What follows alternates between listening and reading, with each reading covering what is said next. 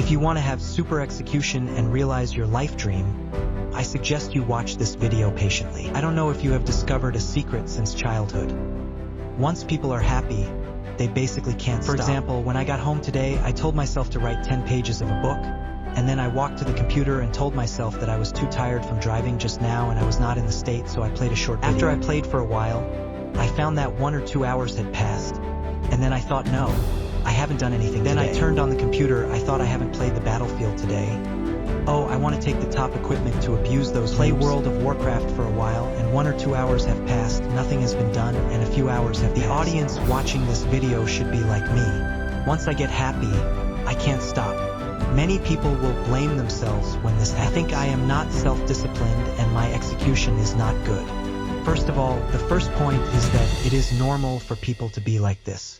The second point is that you must consciously monitor that you are such a thing. Why can I be self-disciplined and do so many things, become a writer with millions of participants, and become a big V with millions of fans? Some people say that you are super self-disciplined, so why can't you stop when you feel good? People who can maintain super self-discipline and have super strong execution every day are fucking in an abnormal state. People like me who have been self-disciplined and conscientious for almost 7 or 8 years, almost 10 years, still enter this state of being unable to stop when they feel good if they are not careful one day. Once you feel good, you can't control yourself and a few hours will pass by in a flash. You must be very conscious of self-monitoring every day and demand yourself.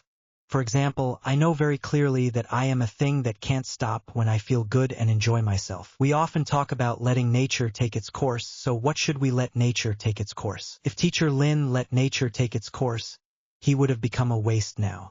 Nature will most likely follow it and can't stop when it feels good. When you have self-monitoring and self-awareness, you will immediately start a period of enjoyment. Because you know very well that you are a waste, you can't stop. You know very clearly that if you continue in this state, your progress in learning and working will be very slow, and you will only do a little bit of valuable things.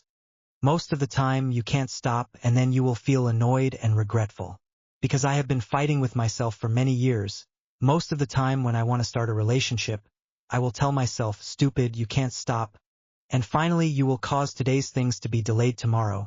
Tomorrow's things to be delayed the day after tomorrow, and the things on hand will be delayed endlessly, and your progress in learning is very slow. Your growth rate is like a snail. In fact, the good things in this world are all snatched. What you think is good is also good for others. If you can't stop, your opponents are desperately sharpening their knives to kill pigs and sheep, then what you want will definitely be snatched away by others. So the right way is that before you want to start a relationship you want every day, you should break immediately, do this thing right away, make a self-commitment, and close the loop forever. When you promise to fulfill the requirements you set for yourself, hey, you have closed the loop today, you are in good condition, and I have made progress today. At this time, you give yourself a moderate amount of happiness as a reward, and you will enter a positive cycle. The human brain is fighting for control of your body every minute and every second. Do you know? You are you, but in fact you are not you. If you are weak-willed, it is easy to enter an unconscious state, doing all kinds of pleasant things for your brain and manipulation. Your brain will constantly manipulate you to do things that make you feel good and low energy. If you continue to follow your brain to do things that are very comfortable and pleasant, it will cause you to feel that those laborious but correct things are boring. To put it simply, the more pleasant it is in the future, the more boring you will feel about serious things, and it will become a vicious cycle. And your brain will constantly have that kind of expectation, that is, always wanting to do things that make you addicted and make you happy. This desire will continue to gush out, which will make you upset, and even when you are doing serious things, those pleasant things will keep popping up in your mind. I am not saying that these pleasant things are necessarily bad, but that you should consciously be self-aware, self-interrupt, self-demand, and self-commit to a closed loop every day. When you and these pleasant things are controlled by your brain, a relatively balanced relationship is formed, otherwise you are really finished and you will become a puppet of these brains. Many people think that they are themselves, but you must not believe this. Only if you are against human nature and enter a state of strong self-management every day, you can barely maintain this balance. I am definitely not exaggerating, but I have been training myself for so many years, and I have been training myself for 10 years. Today, I accidentally entered a state where I couldn't stop. I think it is a very good concept that people can stop the car. You can imagine that those children who are suppressed by the poor and educated make mistakes, and they are always disliked, blamed, and denied by their parents. Now our family will step on you to death, grind your body on the ground, grab your head and hit it against the wall to death, and say, "Get out of here, you rubbish man." When I see you, a rubbish man, my heart hurts. This is particularly bad. Our family members and parents can't stop the car at all. If they can't stop the car for more than 10 or 20 years, I will have a lifelong psychological shadow. If you raise your needs and demands with him, he will either leave you alone for a long time, ignore you, and not respond to your words. He will either treat you coldly or suppress you violently. He only pays attention to making money and grades every day, and doesn't pay attention to the children's mental health at all. Everything revolves around two words, practicality and survival, and never cares about emotions and needs and demands. Can you stop the car? You can't stop it. Those children who are treated coldly, left aside, or suppressed and belittled when they raise their demands, have been very broken-hearted since childhood, and have been very self-blaming for a long time.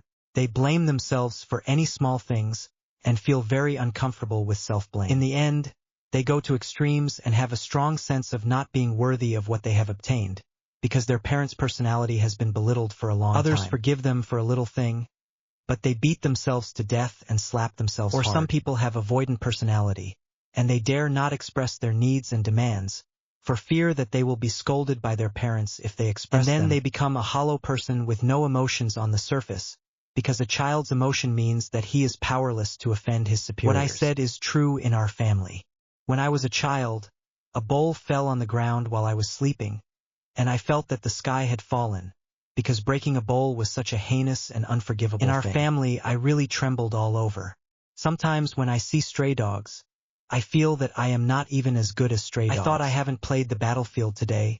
Oh, I want to take the top equipment to abuse those noobs. The reason why I say this is because my parents can't stop the car. All the bad things in life come from a person who has a lot of wrong ideas, behaviors, and thinking habits, but he never breaks. So think about how important the brake button in life is. Only in this way can your life enter a positive cycle, and you will have a good relationship with your husband and wife and emotional relationship. There are two things in a person's life. One is stage pain, and the other is lifelong pain. If you work hard and achieve a great success, your life will be on a big step. Some people scolded me online, saying that I have a fragile heart and I can't get along with people I hate. Most of your energy is constantly communicating with a very bad parent, and then being suppressed and belittled by them, making excuses.